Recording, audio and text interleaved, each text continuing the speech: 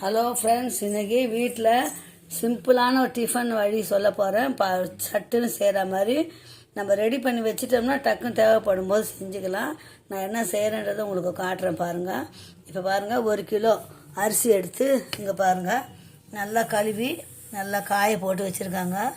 இது நல்லா கழுவி நல்லா காயணுங்க. காஞ்சிச்சு, பகல் கழுவி காய போட்டேன். இப்போ எடுத்தாந்து கொஞ்சம் நிழல் காத்தார வச்சுருக்கிறேன்.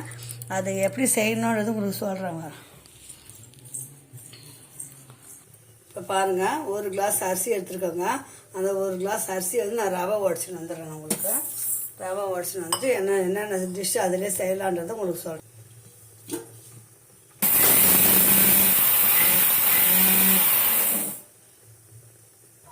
அதை வந்து ரவை உடச்சிட்டேங்க. ரவை உடச்சி 3 விதமாக எடுப்பேங்க நான். அதாவது நைஸ் மாவு, சிறு ரவை, பெரு ரவை. இப்போ நான் வந்து ஒரு பெரு ரவை தான் எடுத்துருக்கேங்க. அந்த பெரிய ரவையில் வந்து நைட்டுக்கு டிஃபன் செய்ய போகிறேங்க. இப்போ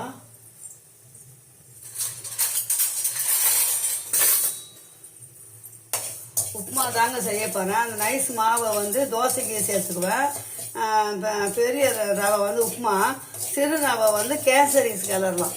இந்த ரவை உடச்சி நம்ம 1 கிலோ அரிசி எப்போவுமே நல்லா காய வச்சு வச்சுட்டோம். ரவை உடச்சி வச்சுட்டோம்னா ரவை பொங்கல் செய்யலாம், ரவையில் உப்புமா செய்யலாம். டக்குன்னு மாவு இல்லாத நேரத்துக்கு இந்த மாதிரி ஒரு டிஃபன் செஞ்சோமா, சட்னியோ சாம்பாரோ ஏதோ ஒன்று வச்சோமா, கவனம் சாப்பிட்டோமா, வேலை முடிஞ்சிடுங்க. இப்போ வந்து அந்த ரவையை வந்து நாங்கள் ஒரு வானிலையில் காய்ஞ்சதான் அதை கொட்டிக்கிட்டோங்க. அதை கொஞ்சம் நல்லா வறுக்கிறேன். வறுக்கும்போது வறுத்து தாங்க செய்வேன் நான். இது பாருங்க, 1 ஸ்பூன் நெய் போட்டுக்கிறேன். நெய் போட்டால் கொஞ்சம் டேஸ்ட்டாக இருக்கும். அதனால்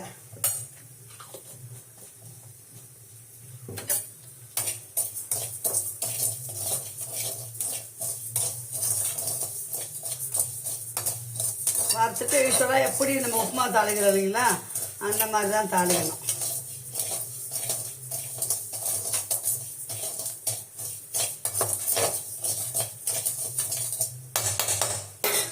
அது வறுக்கட்டும். அதுக்குள்ளே நான் கொஞ்சம் வறுபடணும். அதுக்குள்ளே என்னென்ன தேவைன்றது உங்களுக்கு காட்டிடுறேன். பாருங்கள், இப்போ பாருங்கள், இது வந்து வெங்காயம், ஒரு வெங்காயம் நீட்டாக கட் பண்ணி வச்சுக்கணுங்க. இது கடலை பருப்பு, இது உளுந்தம்பருப்பு, சீரகம், பச்சை மிளகா, கருவேப்பிலை, இவ்வளோதாங்க. கொஞ்சம் எண்ணெய், கடுகு, அவ்வளோதான். லாஸ்ட்டாக கொஞ்சோண்டு பெருங்காயத்தூள் கொஞ்சம் போடணுங்க. சாப்பிட்டு பாருங்கள். நம்ம ரேஷன் அரிசியில் தாங்க நான் செய்கிறது. இந்த கடை அரிசி கடையிலலாம் நான் ரொம்ப வாங்க மாட்டேங்க. எதுவுமே பெரும்பாலும் ரேஷன் அரிசி தாங்க உபயோகம் பண்ணுவேன். இப்போ நல்லா ரவை வறுத்தாச்சு. ரவையை வறுத்து எடுத்து கொட்டி வச்சுக்கினேன். கொட்டி வச்சுக்கிட்டு அதை வந்து தாளிக்கணுங்க. இப்போ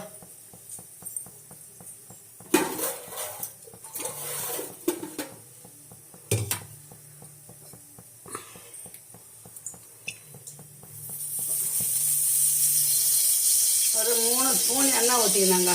ஏன்னா அரிசி ரவை செய்கிற உப்புமா இல்லைங்களா, அதனால் கொஞ்சம் எண்ணெய் கொஞ்சம் ஊற்றினா கொஞ்சம் நல்லா இருக்குங்க. கொஞ்சமாக கடுகு போட்டுக்கணும்.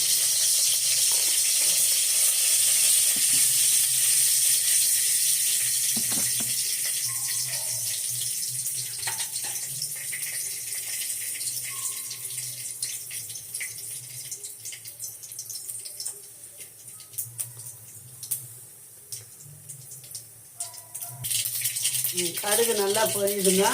பாருங்க, கடலை பருப்பு போட்டாச்சுங்க. கடலை பருப்பு நல்லா கொஞ்சம் இதுவாகட்டும். கூடவே உளுந்தம்பருப்பு, கடலை பருப்பு, உளுத்தம்பருப்பு போட்டுட்டோம். நல்லா வதங்கட்டும்.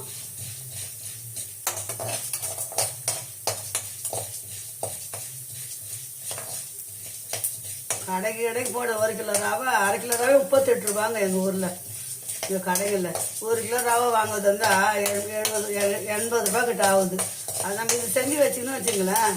தேவைப்படும் போது டக்குன்னு செஞ்சோமா சாப்பிடணும். பிள்ளைங்களுக்கு கூட கொடுக்கலாங்க, குழந்தைங்களுக்கு கொடுக்கலாம். நல்ல ஜீரண சக்தியாகும். நம்ம போடுறத செய்கிறத பொறுத்து தானங்க. அது பாருங்க, ஜீரகம் போட்டுருந்தாங்க.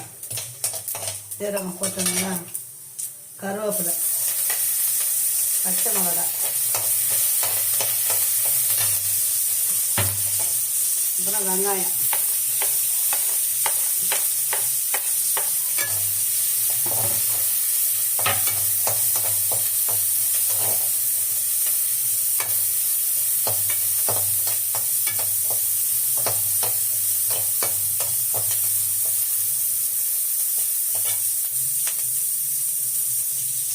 அவ்வளோதாங்க, நல்லா வதங்கிச்சுங்க. இப்போ 2 டம்ளர் தண்ணி, 1 டம்ளருக்கு 2 டம்ளர் தண்ணிங்க தாராளமாக வைக்கலாங்க. 2 2.5 கூட வைக்கலாங்க. ஆமாம், வச்சிடலாம். நல்லா வந்து நல்லா இது கொதிக்கணுங்க. இது கொதிக்கணும். உப்பு போட்டுக்கலாம், தேவையான அளவு உப்பு போட்டுக்கலாம். உப்பு கம்மியாகவே போடுங்க.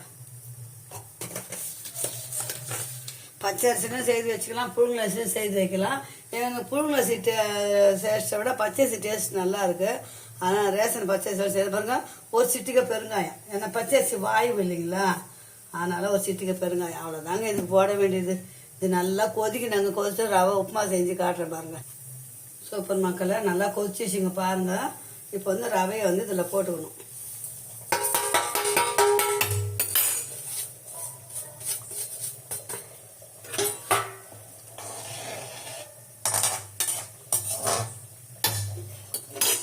கொஞ்சம் சிறுந்தியாக வச்சிட்டோம்னா நல்லா வேகுங்க. வெந்த அப்புறம் தாங்க சூப்பராக இருக்கும். இப்போ பாருங்கள், உப்புமா ரெடி ஆயிடுச்சுங்க. பாருங்க, ரெடி ஆயிடுச்சு. அவ்வளோதாங்க, அப்படியே மூடிட்டேன். இப்போ சாப்பிட்றதுக்கு அவருக்கு கொடுத்துட்டு வரலாம் வாங்க. இதை பாருங்கள், எங்கள் வீட்டில் உப்புமா சாம்பார் 2 ரெடிங்க. உங்கள் வீட்டில் என்னான்னு சொல்லுங்கள். சிம்பிளான டிஃபனுங்க, நைட்டு டின்னருங்க. பார்த்துட்டிங்களா? ஓகே, பாய் சொல்லுங்களா.